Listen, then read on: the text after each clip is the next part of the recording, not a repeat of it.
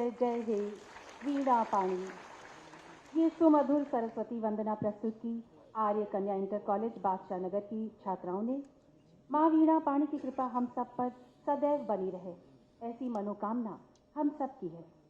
मंच पर शोभायमान अतिथियों का पुनः हृदय से स्वागत है। हम पुष्प भेंट कर आपका अभिनंदन करना चाहेंगे। मेरा अनुरोध श्रीमती गुलाब देवी माननीय माध्यमिक शिक्षा मंत्री से है। माननीय मुख्यमंत्री जी को पुष्प भेंट कर मंच पर आपका अभिनंदन करें।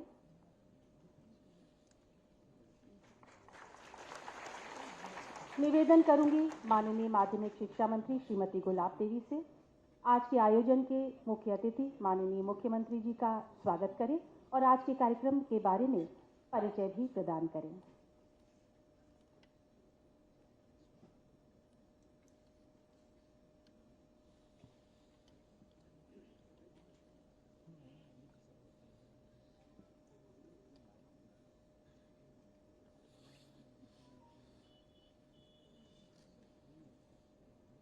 उत्तर प्रदेश के बहुत ही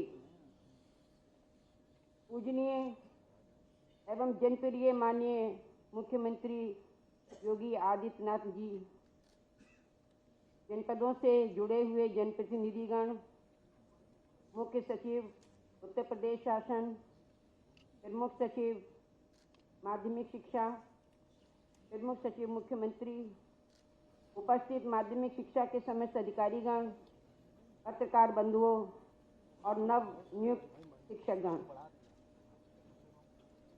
आज राजकीय माध्यमिक विद्यालय के प्रवक्ता सहायक अध्यापकों की ऑनलाइन पदस्थापन एवं नियुक्ति पत्र वितरण हेतु आयोजित कार्यक्रम के अवसर पर मैं आप सभी का हार्दिक अभिनंदन करती हूँ, हार्दिक स्वागत करती हूँ। मान्यवर, भ्रष्टाचार मुक्त, निष्पक्ष एवं पारदर्शी प्रक्रिया द्वारा शिक्षक चयन हमारी सरकार का संकल्प है। इसके लिए सरकार द्वारा सहायक अध्यापकों के चयन में साक्षात्कार को समाप्त किया गया तथा लोक सेवा आयोग उत्तर प्रदेश प्रयागराज के माध्यम से राजकीय शिक्षकों के चयन हेतु परीक्षा की व्यवस्था की गई। आज लोक सेवा आयोग के माध्यम से नव चयनित सहायक अध्यापक एवं प्रवक्ताओं को माननीय मुख्यमंत्री जी द्वारा नियुक्ति पत्र प्रदान कर आगामी शैक्षणिक सत्र की एक सुंदर शुरुआत की जा रही है। आज का दिन माध्यमिक शिक्षा विभाग के लिए अत्यंत सौभाग्यशाली एवं गौरवशाली है। प्रथम चरण में 3317 सहायक अध्यापकों को बिना मानवीय हस्तक्षेप के प्रथम बार फोटो युक्त ऑनलाइन पूर्ण पारदर्शिता एवं निष्पक्षता अपनाते हुए नियुक्ति पत्र निर्गत कराने की व्यवस्था की गई है। दूसरे चरण में 436 शिक्षकों के नियुक्ति पत्र दिए गए। तीसरे चरण में 2846 शिक्षकों के लिए नियुक्ति पत्र दिए गए और चौथे चरण में 210 शिक्षकों के लिए नियुक्ति पत्र दिए गए।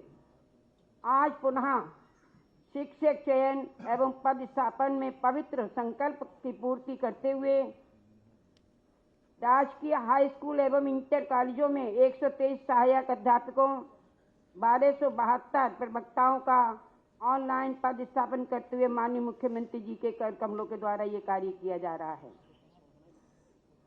महोदय, मैं ये भी बताना चाहूँगी कि वर्तमान सरकार द्वारा निष्पक्ष, त्वरित एवं पारदर्शी चयन प्रक्रिया लागू करते हुए शिक्षकों की उपलब्धता हेतु राजकीय विद्यालयों में 6314 सहायक अध्यापक, 1919 प्रवक्ता एवं 61 प्रधानाचार्यों का चयन तथा 808 प्रधानाध्यापकों की पदोन्नति की गई। इसी सहायता प्राप्त विद्यालयों में 25,249 सहायक अध्यापक, 5,226 प्रवक्ता एवं 505 प्रधानाचार्यों का भी चयन किया गया।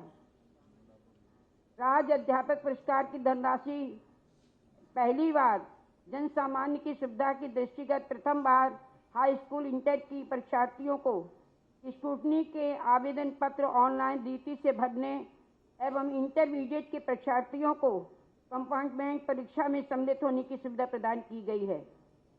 राज्य अध्यापक पुरस्कार की धनराशि रुपये 10,000 से बढ़ाकर 25,000 रुपये की गई है तथा मान्यता प्राप्त वित्त विहीन माध्यमिक विद्यालयों में कार्यरत अंशकालिक अध्यापकों के लिए मुख्यमंत्री अध्यापक पुरस्कार प्रारंभ किया गया है।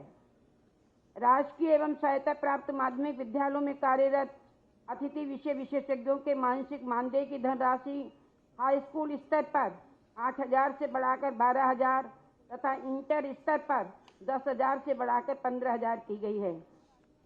संस्कृत के क्षेत्र में मान्यवर मैं बताना चाहूँगी कि संस्कृत शिक्षा को व्यवसाय परक बनाने के लिए आधुनिक विषयों का समावेश किया गया है और NCERT के पाठ्य पुस्तकें लागू की गई हैं।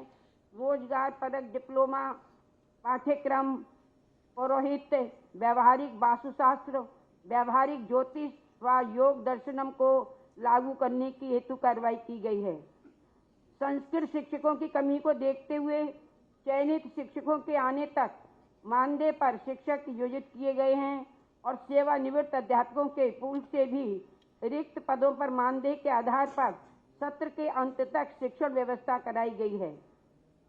मैं माननीय मुख्यमंत्री जी को आश्वस्त करना चाहती हूँ कि आज नियुक्त हो रहे योग कर्मठ एवं युवा अध्यापक अपनी पसंद के नजदीकी विद्यालयों में नियुक्ति पाकर पूर्ण मनोयोग से पठन पाठन का कार्य करेंगे और अपनी मेहनत से माध्यमिक शिक्षा एवं प्रदेश को प्रगति की ओर नवीन ऊंचाइयों तक पहुंचाने का काम करेंगे। अंत में मैं आज के कार्यक्रम के लिए आपने अपना बहुमूल्य समय दिया, मैं आपका हृदय से आभार व्यक्त करती हूँ और प्रमुख सचिव माध्यमिक शिक्षा विभाग, महानिदेशक स्कूल शिक्षा, अन्य सभी विभागीय अधिकारियों को इस कार्यक्रम को सफल बनाने के आयोजन के लिए मैं बधाई देती हूँ। बहुत बहुत धन्यवाद।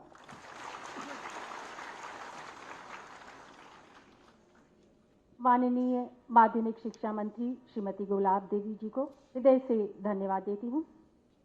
आज के आयोजन में कुछ ऐसे उत्साही अभ्यर्थी भी उपस्थित हैं जो इस अवसर पर माननीय मुख्यमंत्री जी से संवाद करना चाहते हैं। आप अपने मन की बात करने के लिए तत्पर हैं। इसी क्रम में मैं सबसे पहले आमंत्रित करती हूँ सलोनी गुप्ता, सहायक अध्यापक हैं संगीत विषय की, कानपुर नगर से। सलोनी जी, आपका स्वागत है। माननीय मुख्यमंत्री जी एवं माननीय माध्यमिक शिक्षा मंत्री जी एवं मंच पर उपस्थित समस्त अतिथिगण को मेरा प्रणाम। मैं सलोनी गुप्ता कानपुर जिले से आई हूँ। चूँकि मैं एक किसान के बेटी हूँ और मेरा बचपन बड़ा ही गरीबी में बीता है सर, इसलिए मुझे अपनी शिक्षा प्राप्त करने में बहुत ही कठिनाइयों का सामना करना पड़ा। पर मैं यह बात बहुत हर्ष के साथ कह रही हूँ कि मेरा चयन बहुत ही निष्पक्ष और पारदर्शी भर्ती प्रक्रिया के अंतर्गत हुआ, जहाँ मुझे कोई भी पैसा नहीं खर्च करना पड़ा और ये सब माननीय मुख्यमंत्री जी के अथक प्रयासों का ही परिणाम है।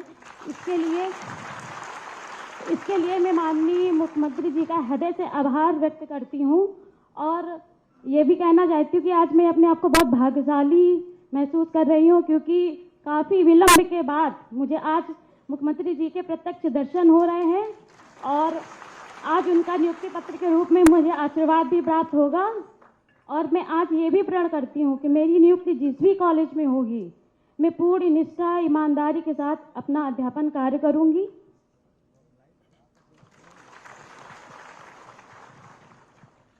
धन्यवाद सलोनी जी। इसी क्रम में हमारे साथ हैं संस्कृत के प्रवक्ता सुल्तानपुर से राहुल कुमार चौरसिया जी। सर्वप्रथम मैं परम आदरणीय मुख्यमंत्री जी को अपना प्रणाम और माननीय माध्यमिक शिक्षा मंत्री जी को भी मैं प्रणाम करता हूं एवं उपस्थित समस्त अधिकारियों को भी मैं प्रणाम करता हूं। मैं सर सुल्तानपुर से बिलोंग करता हूं। मेरा चयन संस्कृत प्रवक्ता के पद पे हुआ है। मैं माननीय मुख्यमंत्री जी को इस बात के लिए बहुत बहुत धन्यवाद ज्ञापित करना चाहता हूं कि यह भर्ती प्रक्रिया बहुत ही निष्पक्ष एवं पारदर्शी तरीके से हुई है, जिसके लिए सर हम लोग हमेशा प्रयासरत रहते हैं कि भर्ती प्रक्रियाओं में तरह तरह की विभिन्न प्रकार की जो है कमजोरियां दिखाई देती हैं, भ्रष्टाचार दिखाई देते हैं। इस बात को लेकर हम माननीय मुख्यमंत्री जी के पास कई तरह के विज्ञापन भी देते हैं कि सर इस तरह की भर्ती प्रक्रियाओं में इस तरह की कमियां हैं, और मैं पुनः कई बार इस चीज़ को लेकर देखता रहता हूं कि ये कमी है वो कमी है, लेकिन हमारे मुख्यमंत्री जी ने जिस तरीके से इस भर्ती प्रक्रिया को निष्पक्ष एवं पारदर्शी तरीके से किया है, उसके लिए हम और हमारे प्रवक्ता बंधु उनके बहुत ही आभारी हैं। सर मैं संस्कृत से हूँ, इसीलिए मैं एक श्लोक ओम ईशावास्मे इदं सर्वं यत् किंचित् जगत्याम जगत तेन त्यक्तेन भुंजीथा मा गृधा कश्चित् धनम। सर प्रणाम। धन्यवाद राहुल जी। और हमारे साथ हैं भूगोल विषय के प्रवक्ता हरदोई जनपद से अभिनव कुमार। सर्वप्रथम मैं माननीय मुख्यमंत्री जी का श्री चरणों में प्रणाम करता हूं, साथ ही माध्यमिक शिक्षा मंत्री जी के को भी प्रणाम करता हूं। श्रीमान, मैं हरदोई जनपद से हूं, भूगोल प्रवक्ता पद पे मेरा चयन हुआ है और आज आपके आशीर्वाद से हम सभी प्रवक्तागण बहुत ही खुशी और हर्ष का अनुभव कर रहे हैं कि आपकी गरिमामयी उपस्थिति में हम सब लोगों को ये सौभाग्य प्राप्त हुआ है। और सर, ये प्रक्रिया जो हुई है, भर्ती प्रक्रिया हुई है निष्पक्ष रूप से, वो आपकी शासन प्रणाली का ही परिणाम है। इससे पहले भी कई सरकारों में हुई, लेकिन इस सरकार में जो शासन प्रणाली है उसमें इतना निष्पक्ष और पारदर्शी तरीके से चीज़ें हुई हैं कि मैं एक किसान का बेटा होने के बावजूद भी इस ऊंचाई पे पहुंचा हूं। तो आपके आशीर्वाद से जो ये सौभाग्य प्राप्त हुआ है, तो उसमें मैं ईमानदारी और कर्तव्यनिष्ठपूर्ण रूप से और आगे शैक्षणिक कार्यों को करता रहूँगा और बहुत ही आपका आभारी रहूँगा जिस प्रकार से ये कार्य संपन्न हुआ है। बहुत आभार सर। हमारी शुभकामनाएं आपके साथ हैं। और इसी क्रम में हमारे साथ हैं संस्कृत विषय की प्रवक्ता प्रयागराज से दीक्षा पाठक।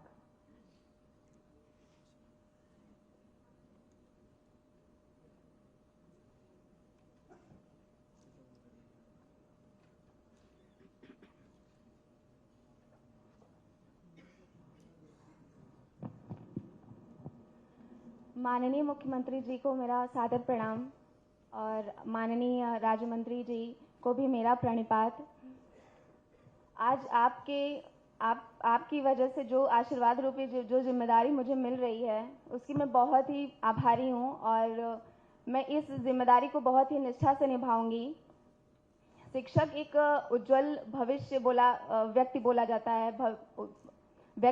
जाता है और इस पथ पर आगे चलने के लिए मैं आपसे हमेशा प्रेरित होती रहूंगी, क्योंकि आप में जो धैर्य, सहनशीलता, क्षमा और अनुशासन और सबको एक समान जो प्रेम है, उस चीज़ को लेकर, इस ऐसे अनगिनत गुणों को लेकर मैं आगे अपने पथ पर चलना चाहूँगी और अपने कार्य का निर्वहन करूँगी।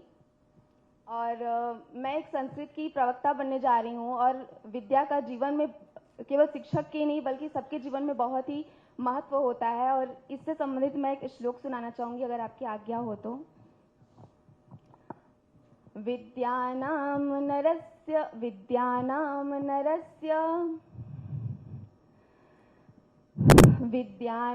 नरस्य रूपकम अधिकम प्रच्छन्नं गुप्तं धनम विद्या भोगकरी यश सुखकरी विद्यां गुरुणां गुरुः विद्या राजसु पूज्यते न ही धनम विद्या विहीन पशु।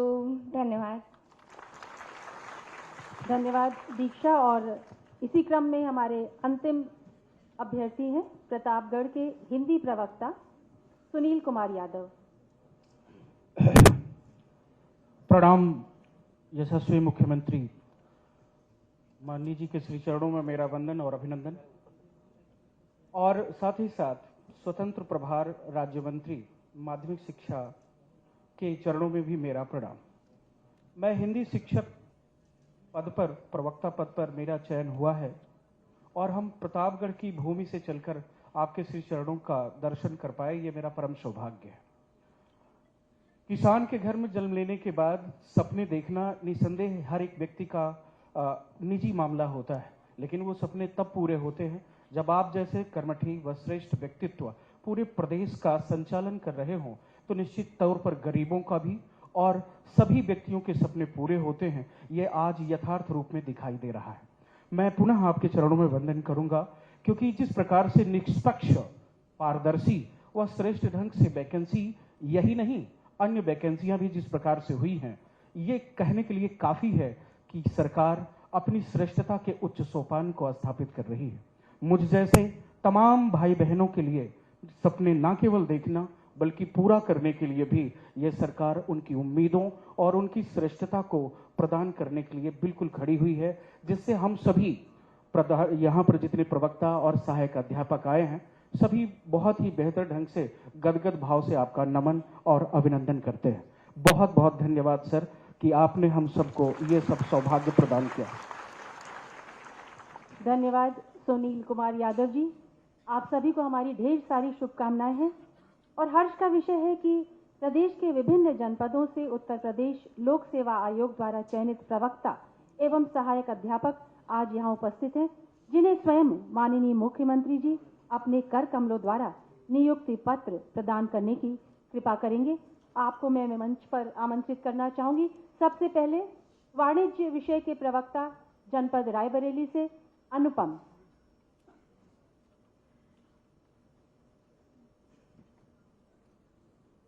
आपकी करतल ध्वनि उनको उत्साहवर्धन करती रहेगी।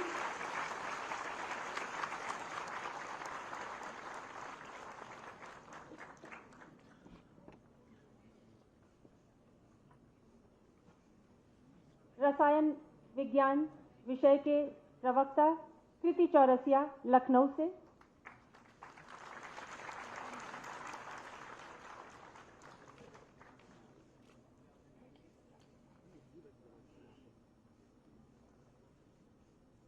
भूगोल विषय की प्रवक्ता लखनऊ से मोहिनी सिंह।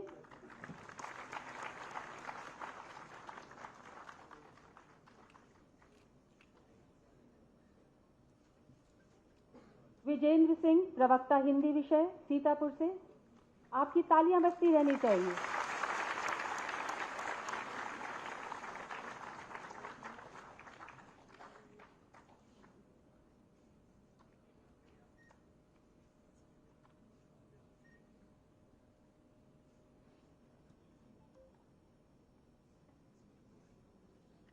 शिवम सिंह प्रवक्ता विषय जीव विज्ञान अयोध्या नगरी से।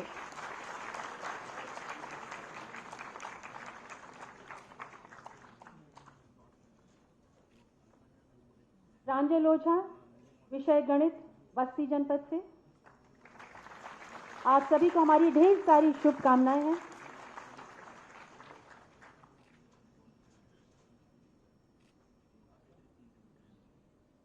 अनुराग गौड़ प्रवक्ता भौतिक विज्ञान जनपद रायबरेली से।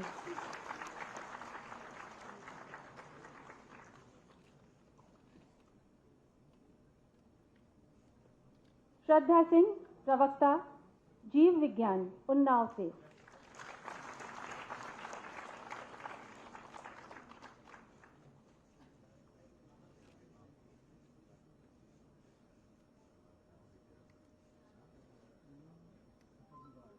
संस्कृत विषय की सहायक अध्यापक प्रमोद कुमार मौर्य अंबेडकर नगर से।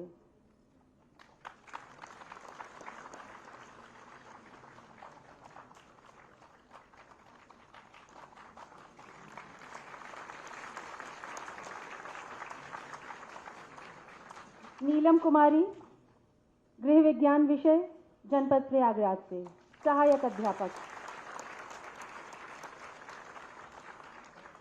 सहायक अध्यापक मोहम्मद आसिफ खान उर्दू विषय सीतापुर से।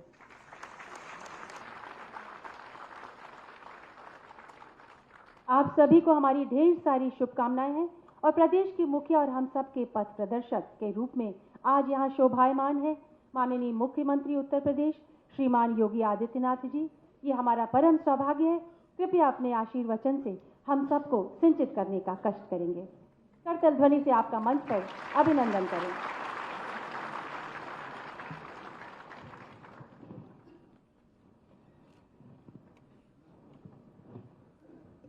उत्तर प्रदेश लोक सेवा आयोग के द्वारा चयनित राजकीय इंटर कॉलेजेस में प्रवक्ता और सहायक अध्यापकों की नियुक्ति पत्र वितरण के आज के इस कार्यक्रम में मंच पर उपस्थित माध्यमिक शिक्षा विभाग की मंत्री श्रीमती गुलाब देवी जी, प्रमुख सचिव उच्च शिक्षा और प्रभारी माध्यमिक शिक्षा श्री सुधीर महादेव बोबड़े जी, डीजी स्कूली शिक्षा श्री विजय किरणानंद जी, माध्यमिक शिक्षा विभाग से जुड़े हुए सभी अधिकारीगण और आज के इस नियुक्ति पत्र वितरण के कार्यक्रम में यहाँ लखनऊ में मेरे सम्मुख उपस्थित और प्रदेश के अलग अलग जनपदों में सभी उपस्थित जनप्रतिनिधिगण, नवनियुक्त सभी प्रवक्ता और सहायक अध्यापकगण, उनके परिवार के सभी सदस्यगण और उपस्थित भाइयों बहनों,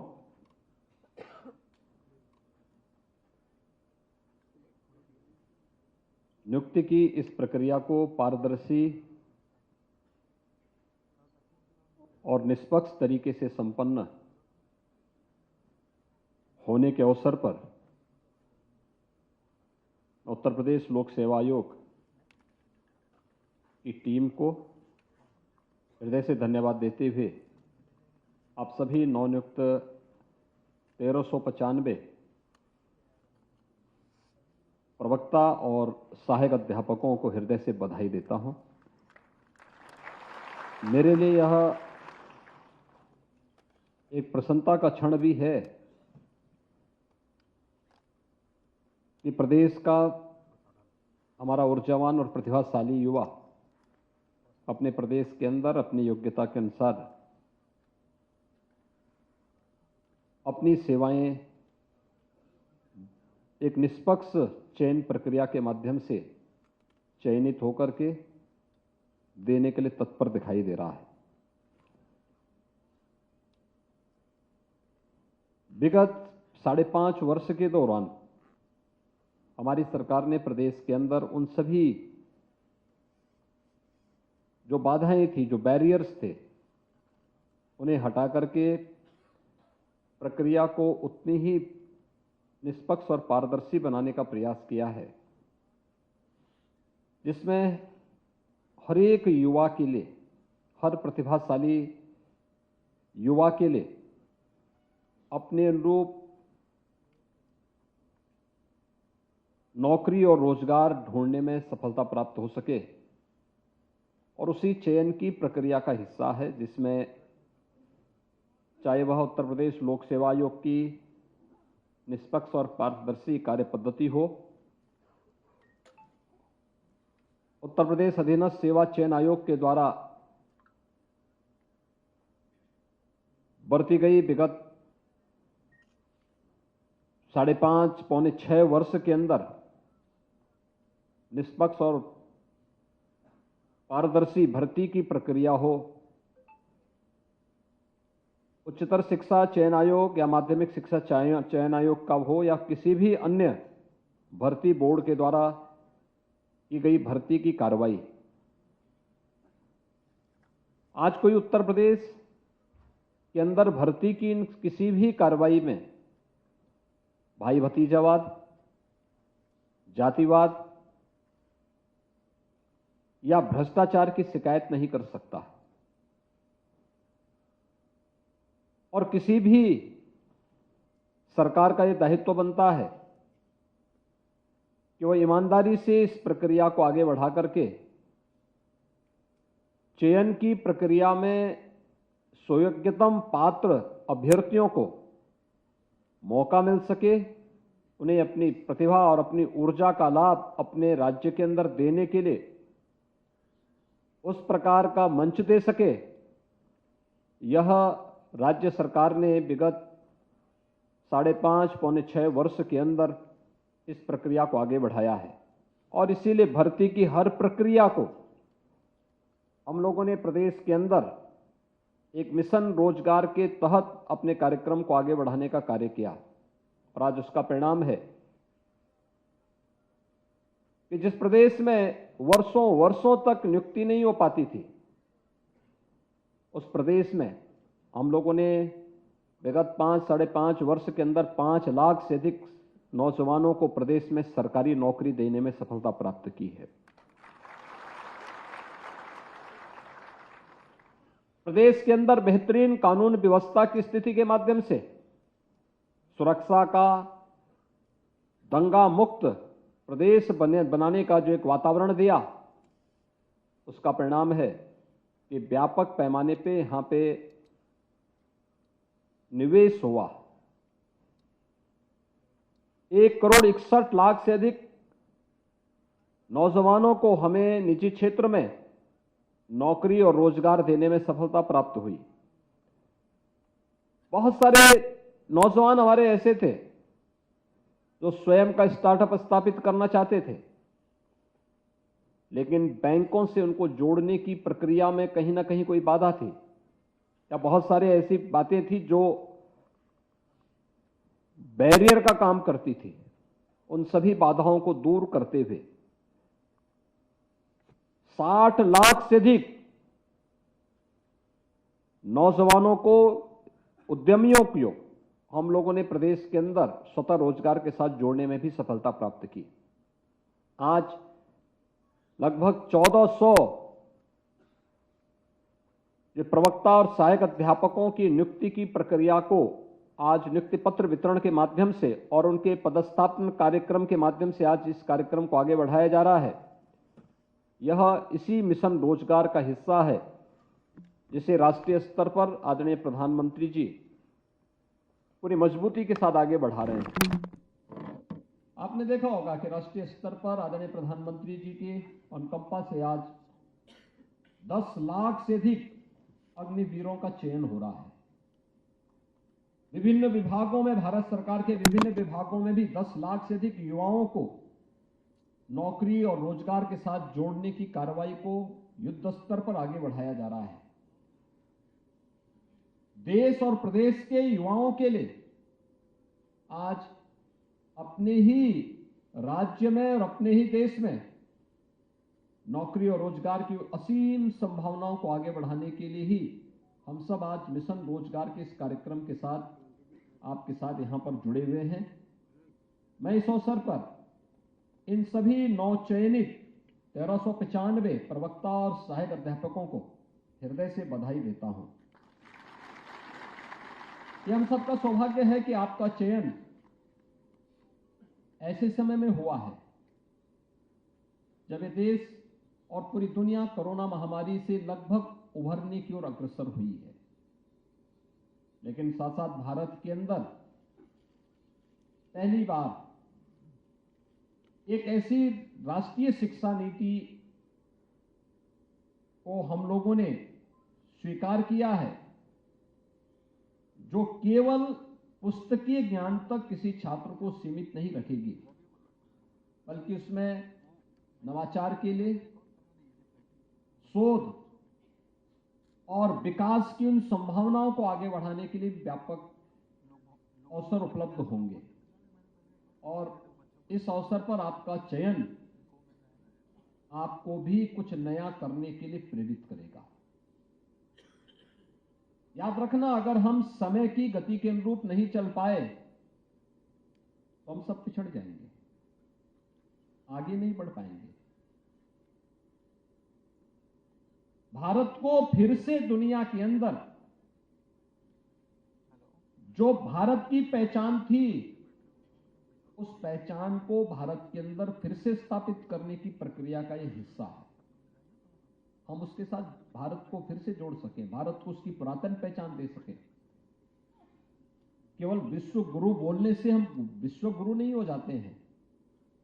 उसके अनुरूप इनोवेशन को, रिसर्च एंड डेवलपमेंट को हमें आगे बढ़ाने के लिए तैयार होना होगा। और ये हमारी शिक्षण प्रशिक्षण संस्थाओं का दायित्व बनता है कि हम उसके अनुरूप अपने आप को तैयार कर सकें। आज जिन लगभग 1400 प्रवक्ता और सहायक अध्यापकों की चयन की प्रक्रिया पूरी होने के बाद उन्हें नियुक्ति पत्र और पदस्थापन करने की कार्रवाई के साथ यहां पे जोड़ा जा रहा है, मैं उन सबसे इस बारे में कहूंगा। उनमें से बहुत सारे लोग ऐसे होंगे जो कई वर्षों से इंतजार कर रहे थे।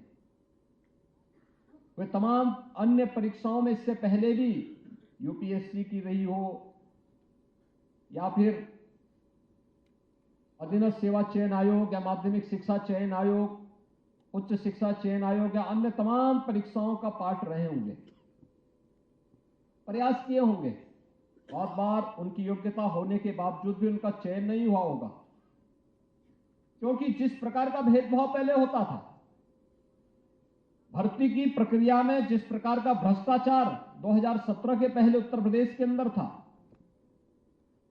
वह किसी से छुपा हुआ नहीं है। भर्ती निकलती थी और महाभारत के सारे रिश्ते वसूली के लिए निकल पड़ते थे, यह किसी से छुपा हुआ नहीं है। लेकिन विगत 5.5 वर्ष के अंदर अगर हमने प्रदेश के अंदर अपराध और अपराधियों के लिए जीरो टॉलरेंस की बात की, तो हम लोगों ने विगत 5.5 वर्ष के अंदर भ्रष्टाचार और भ्रष्टाचारियों के लिए भी उसी जीरो टॉलरेंस की नीति को अपनाया है, और उसी का परिणाम है कि आज प्रदेश का युवा अपनी योग्यता, अपनी क्षमता, अपनी प्रतिभा के अनुरूप प्रदेश के अंदर कार्य प्राप्त कर रहा है। और अब तो राष्ट्रीय स्तर की वे निष्पक्ष एजेंसियां जो देश के अंदर अनएम्प्लॉयमेंट की बात के बारे में निष्पक्ष विवेचना करती हैं, वे भी इस बात को कहती हैं कि उत्तर प्रदेश के अंदर विगत 5.5 वर्ष के अंदर अनएम्प्लॉयमेंट रेट 19% से घट करके केवल 2% तक सीमित रह गया है। यह एक अच्छा सकारात्मक संकेत है, लेकिन अभी इस दिशा में बहुत कुछ किए जाने की आवश्यकता है। और इसीलिए मैं आपसे कहूंगा कि आपने देखा होगा, अक्सर होता क्या है, जब एक बार सरकारी नौकरी लग जाती है तो व्यक्ति लापरवाह हो जाता है।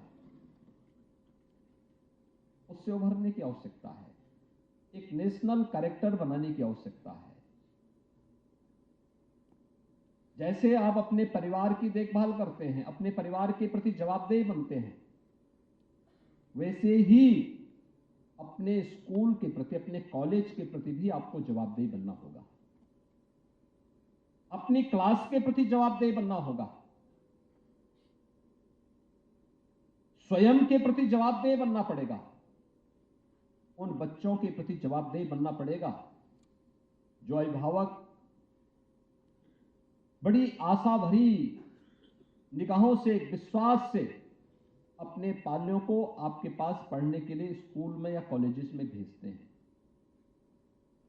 लेकिन जब क्लास नहीं वहां पे हो पाती है, या शिक्षक बिना बताए गायब है, या फिर तमाम अन्य प्रकार की अड़चनें सामने आती हैं, उस विश्वास के साथ एक धोखा होता है। चाहे वह छात्र का विश्वास हो, चाहे वह अभिभावक का विश्वास हो, चाहे वह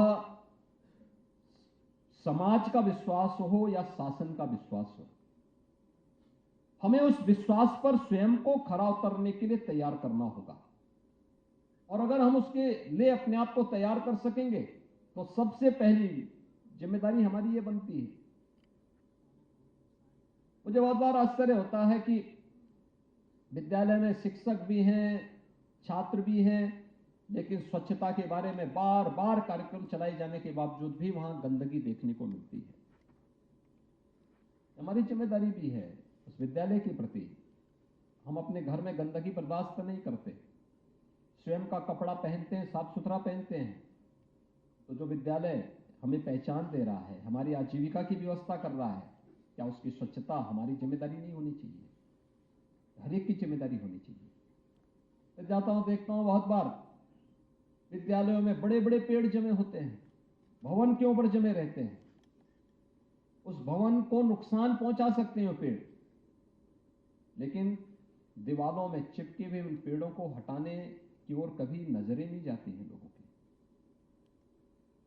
अगर हम उसके साथ जोड़ सकें अपने को, उस विद्यालय के प्रति वही भाव हमारे मन में हो जो हमारा अपने घर के प्रति होता है, अपने देवालयों के प्रति होता है, अपने धर्मस्थलों के प्रति होता है, मुझे लगता है कि उसके माध्यम से बहुत सारी चीजें बोलने की नहीं होती हैं। व्यावहारिक जीवन में जो हम करते हैं वो अपने आप ही संदेश दे देता है, और वो अपने आप में एक आपका संदेश आपकी पहचान का आधार बन जाता है। दूसरा, डिग्री लेकर के नौकरी प्राप्त करना एक शिक्षक केवल यहीं तक सीमित नहीं है, उसके लिए अब एक विस्तृत क्षेत्र अब बन चुका है। आपने अपने जीवन में जिस फील्ड को चयन किया है वो जितना आसान दिखता है उतना ही चुनौतीपूर्ण भी है। आसान इसलिए क्योंकि हर व्यक्ति एक शिक्षक के रूप में आपके प्रति सम्मान का भाव रखेगा। आपने एक आसान प्रक्रिया के माध्यम से आपको चयन की प्रक्रिया के साथ जोड़ करके आपने नियुक्ति पत्र भी प्राप्त कर लिया है। लेकिन चुनौतियां इसलिए क्योंकि आपको अपने आप को साबित करना है। इसके लिए विभाग के स्तर पर या विद्यालय के स्तर पर कोई मैकेनिज्म हो या ना हो, लेकिन आपको अपने आप को तो साबित करना ही होगा कि सबसे पहले उस विद्यालय से जुड़े हुए उस हर एक छात्र के बारे में, जिन छात्रों के प्रति आपका दायित्व है, वे अच्छे अंक प्राप्त कर सकें, वहां पे एक शैक्षणिक माहौल पैदा हो सके, इसको बनाने में योगदान देना।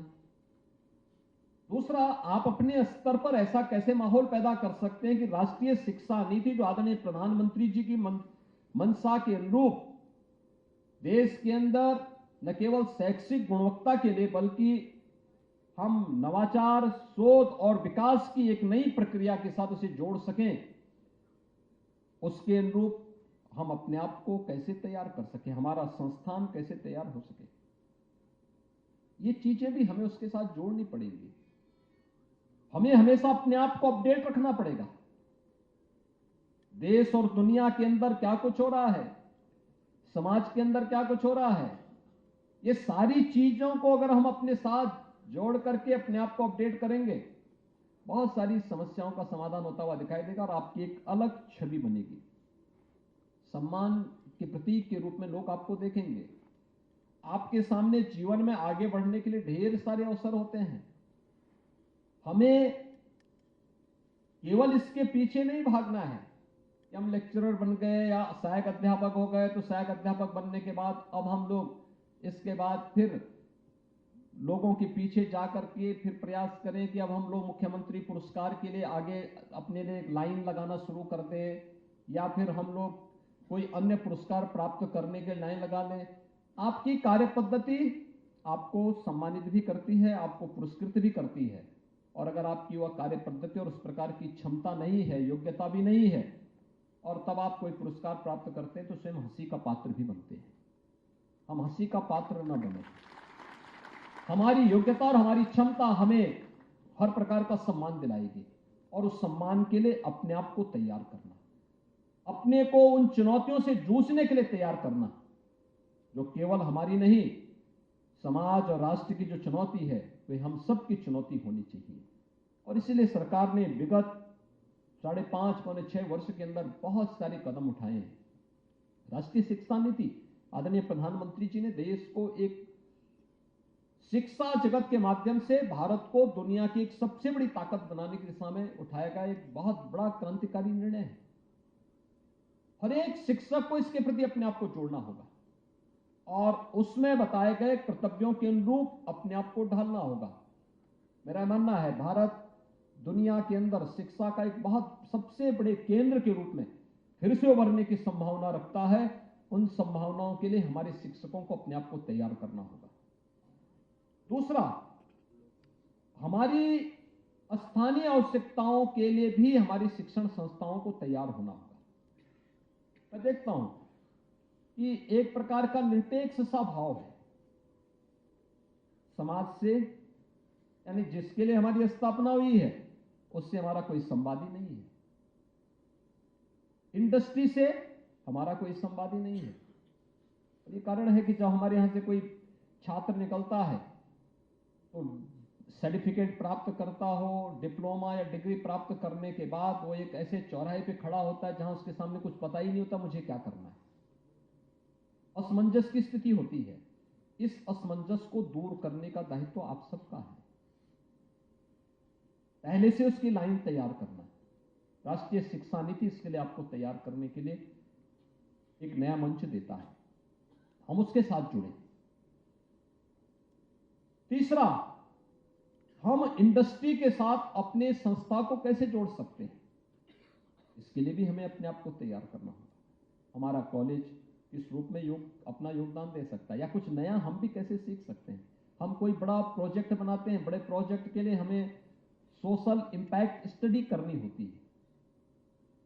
आखिर हमारे यहाँ जो समाज विज्ञान पढ़ाते होंगे या ज्योग्राफी पढ़ाते होंगे, वे इस फील्ड में अपनी दक्षता को क्यों नहीं बढ़ा पाते कि आखिर हमारे संस्थाओं की टीम भी उस अध्ययन का हिस्सा बन सके, हम अभी से छात्रों को उसकी ट्रेनिंग का हिस्सा बना सके।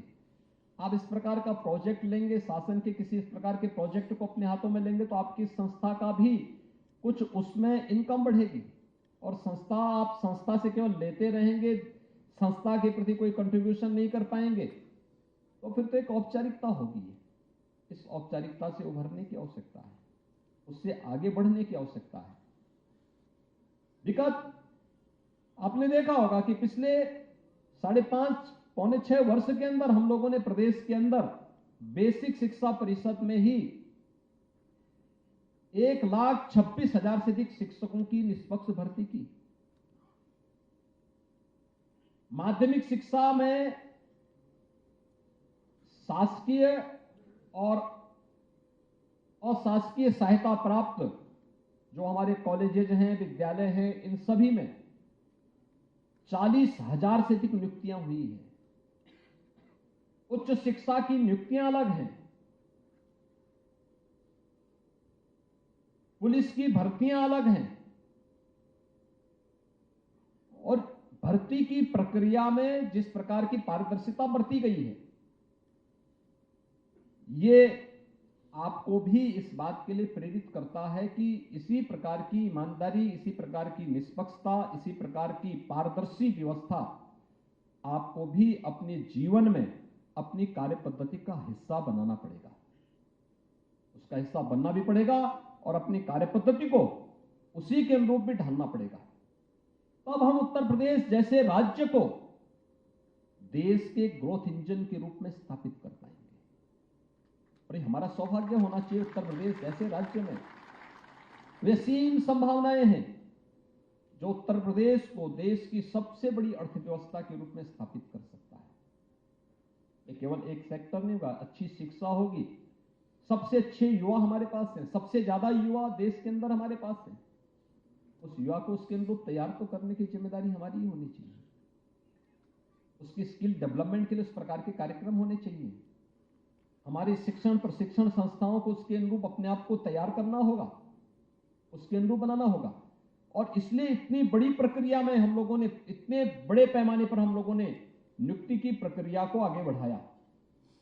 इसके साथ ही संस्कृत विद्यालयों में भी हम लोगों ने तात्कालिक रूप से मानदेय पर शिक्षकों की भर्ती वहां पर करवाई, और एक भी कहा कि चयन की प्रक्रिया इसके साथ साथ वह भी चले। जो शासकीय विद्यालय थे वहां पर शासन के स्तर पर, वहां पर बोर्ड जो लोक सेवा आयोग या माध्यमिक शिक्षा चयन आयोग के माध्यम से, और शेष जो निजी प्रबंधन के थे सहायता प्राप्त संस्थाएं, वहां पर एक व्यवस्था बनाई गई जो कि प्रबंधन और शासन मिलकर के वहां उस प्रक्रिया को निष्पक्ष तरीके से आगे बढ़ाए। भर्ती की प्रक्रिया युद्ध स्तर पर जारी है, लेकिन हम भी उसके अनुरूप अपने आप को तैयार करें। शासन की व्यवस्था में आपने ईमानदारी देखी, आपकी चयन की प्रक्रिया से लेकर के पदस्थापन की प्रक्रिया तक कहीं भी किसी को सिफारिश कराने की आवश्यकता नहीं पड़ी। हाँ, पुलिस वेरिफिकेशन में कुछ समय जरूर लगता है, क्योंकि मैं कहीं निकलता था, मेरे सामने 2-4-10 एप्लीकेशन जरूर आती थी कि साहब हमारा सिलेक्शन हुआ है, नियुक्ति पत्र नहीं मिला है। मैंने विभागीय स्तर पर भी इसकी जानकारी ली, भाई क्यों नहीं मिला है? जब उनका सिलेक्शन हो चुका है तो उनको नियुक्ति क्यों नहीं दी जा रही है? वेरिफिकेशन शासकीय स्तर पर भी, विभागीय स्तर पर भी करवाई जाती है, और पुलिस वेरिफिकेशन की कार्रवाई जब संपन्न हो जाती है, इसके बाद फिर नियुक्ति की प्रक्रिया को उसके साथ जोड़ा जाता है। और आज आपने देखा होगा कि नियुक्ति की प्रक्रिया को भी ऑनलाइन किया गया, यानी विभागीय जो प्रमुख सचिव होंगे उनको भी नहीं पता होगा कि कौन सा अभ्यर्थी, कौन सा चयनित व्यक्ति किस विद्यालय में जा रहा है। एक मेरिट तय की गई, एक रैंकिंग बनाई गई और उसकी प्रक्रिया के साथ, उसको जोड़ने के साथ टेक्नोलॉजी का उपयोग करते हुए इस कार्यक्रम को आगे बढ़ाया गया है। वह एक निष्पक्ष प्रक्रिया, और उस निष्पक्ष प्रक्रिया के साथ ही उसी प्रकार की निष्पक्ष कार्य पद्धति आपकी भी झलकती हुई दिखाई देनी चाहिए। मैं आज के इस अवसर पर आप सबसे इसी बारे में आग्रह करूंगा कि आपने विगत 5.5 पौने 6 वर्ष के अंदर प्रदेश के अंदर की कार्य पद्धति को देखा होगा। प्रदेश के परसेप्शन में बदलाव, बदलता उत्तर प्रदेश के प्रति देश के बदलते हुए नजरिए को निवेश के एक अच्छे गंतव्य के रूप में प्रदेश को आगे बढ़ते हुए प्रदेश के अंदर इंफ्रास्ट्रक्चर डेवलपमेंट के कार्यक्रम को आपने देखा है। इन सब से हम आंखें बंद करके नहीं बैठ सकते। हर एक जागरूक नागरिक का दायित्व बनता, हम इसको देखें, समझें, कहां पे कंट्रीब्यूशन हम कर सकते हैं, हम कैसे इस कार्यक्रम के साथ अपने आप को जोड़ सकते हैं और हमारा इसमें क्या योगदान हो सकता है। ये प्रदेश को देश की सबसे बड़ी अर्थव्यवस्था के रूप में स्थापित करने के लिए अगर अलग अलग क्षेत्र से जुड़े हुए लोग कार्य करना प्रारंभ करेंगे तो उसके अच्छे परिणाम आएंगे। मुझे बताते हुए एक मुद्दे पर प्रसन्नता हो रही है कि भारत सरकार ने नीति आयोग से कहा कि देश के अंदर उन जनपदों का चयन करो जो सामाजिक, आर्थिक दृष्टि से अति पिछड़े हैं और उन्हें सामान्य जनपदों की तर्ज पर विकसित करने के लिए कौन से पैरामीटर होंगे जिस पे कार्य किया जा सकता है। नीति आयोग ने विस्तृत अध्ययन किया और 112 जनपद पूरे देश के अंदर ऐसे थे जो आकांक्षात्मक जनपद कहलाए। आकांक्षात्मक मतलब वे विकास की प्रक्रिया में पीछे छूट गए थे, उनमें एक आकांक्षा थी विकास की, उसके अनुरूप हम उसका विकास करा सकें। 6 पैरामीटर तय किए गए, उसमें शिक्षा था, स्वास्थ्य थे, कृषि और जल संसाधन था, स्किल डेवलपमेंट और रोजगार था, वित्तीय समावेशन यानी फाइनेंशियल इंक्लूजन था। इन सभी 6 पैरामीटर पर ये कार्यक्रम आगे बढ़ाने थे और उनकी मॉनिटरिंग होने लग गई भारत सरकार के स्तर पर नीति आयोग के माध्यम से। 112 जनपदों में से 8 जनपद उत्तर प्रदेश के भी थे। जब उत्तर प्रदेश की रैंकिंग आई थी 2018-19 में, उत्तर प्रदेश का स्थान ज्यादातर जनपदों की जो रैंकिंग थी वो 100 से पीछे थी। हम सबसे पिछड़े हुए जो जनपद थे वो उत्तर प्रदेश के थे। एक जनपद था 108 पे, एक था 105 पे, यानी हम जो 112 थे उनमें से हमारा स्थान कहां पे था? पिछड़े, सबसे पिछड़ेतम थे, उसमें से 108वें स्थान पर हमारा एक जनपद था। ऐसे हमारे ज्यादातर जनपदों की स्थिति वही थी। कोरोना महामारी पूरी दुनिया को प्रभावित किया, लेकिन कोरोना महामारी के बावजूद हम लोगों ने पहले दिन से ही, जब भारत सरकार ने इन जनपदों की सूची दी, हम लोगों ने वहां पे अपना कार्य प्रारंभ किया और हर एक फील्ड में काम किया। पूरी टीम को लगाया गया, रिजल्ट बिना टीम के नहीं आ सकते। और जब कार्य किया गया, वर्तमान में जो रैंकिंग आई है, आपने देखा होगा कि एस्पिरेशनल डिस्ट्रिक्ट 112 में जो पूरे देश के अंदर की रैंकिंग आई है, जिन राज्यों ने सर्वाधिक विकास किया है और सबसे अच्छे परिणाम लाए हैं, टॉप 10 में 5 जनपद उत्तर प्रदेश के हैं जिन्होंने बेहतरीन काम किया है और टॉप 20 में उत्तर प्रदेश के सभी 8 जनपद हैं। यानी 112 में से टॉप 10 में अगर कोई 5 जनपद हैं तो उत्तर प्रदेश के हैं। टॉप 20 में हमारे 8 के 8 जनपद हैं। ये चीजें दिखाती हैं कि शिक्षा के क्षेत्र में अच्छा हुआ, स्वास्थ्य के क्षेत्र में अच्छा हुआ, कृषि और जल संसाधन के क्षेत्र में अच्छा हुआ, स्किल डेवलपमेंट और रोजगार के क्षेत्र में अच्छा हुआ, अन्य वित्तीय समावेशन के क्षेत्र में भी कुछ अच्छा हुआ है।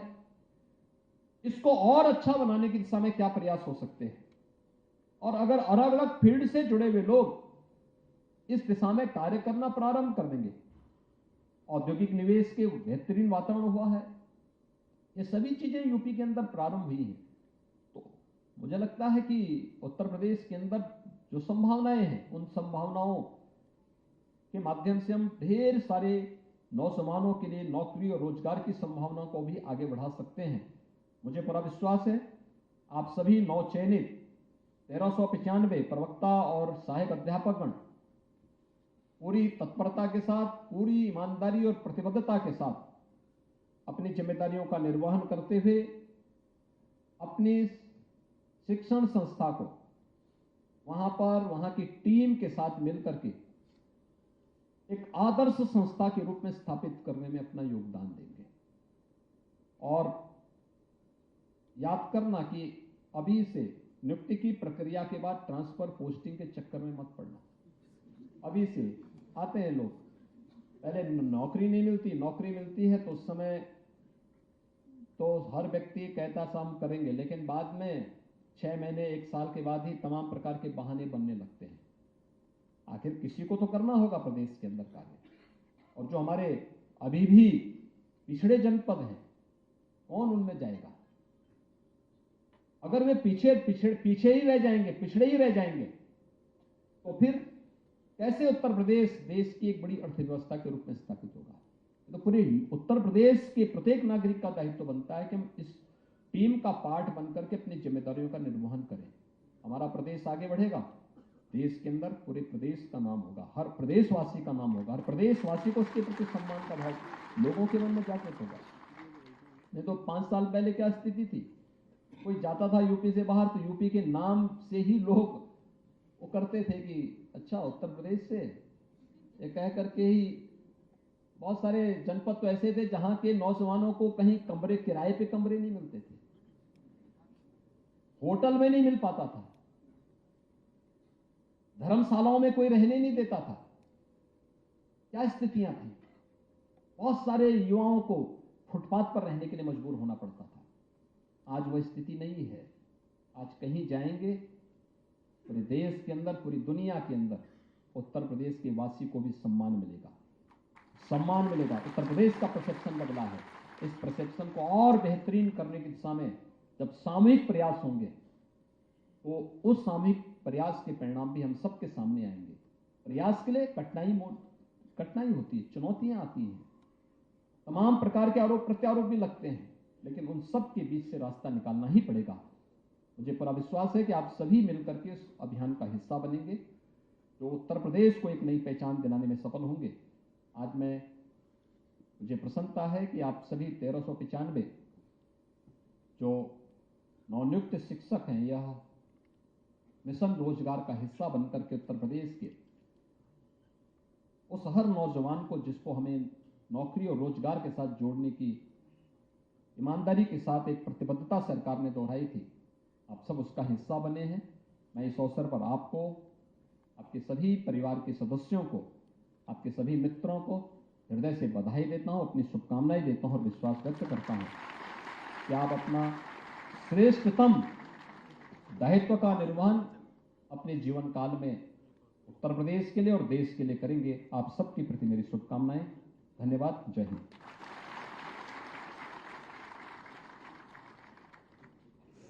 अपने प्रेरणादायी शब्दों से हम सबका उत्साह वर्धन करने के लिए हम हृदय से आपका आभार प्रकट करते हैं माननीय मुख्यमंत्री जी। और अब श्री सुधीर महादेव पोबड़े, प्रमुख सचिव माध्यमिक शिक्षा से मेरा अनुरोध है आज के आयोजन के संबंध में धन्यवाद ज्ञापित करने का प्रश्न करें।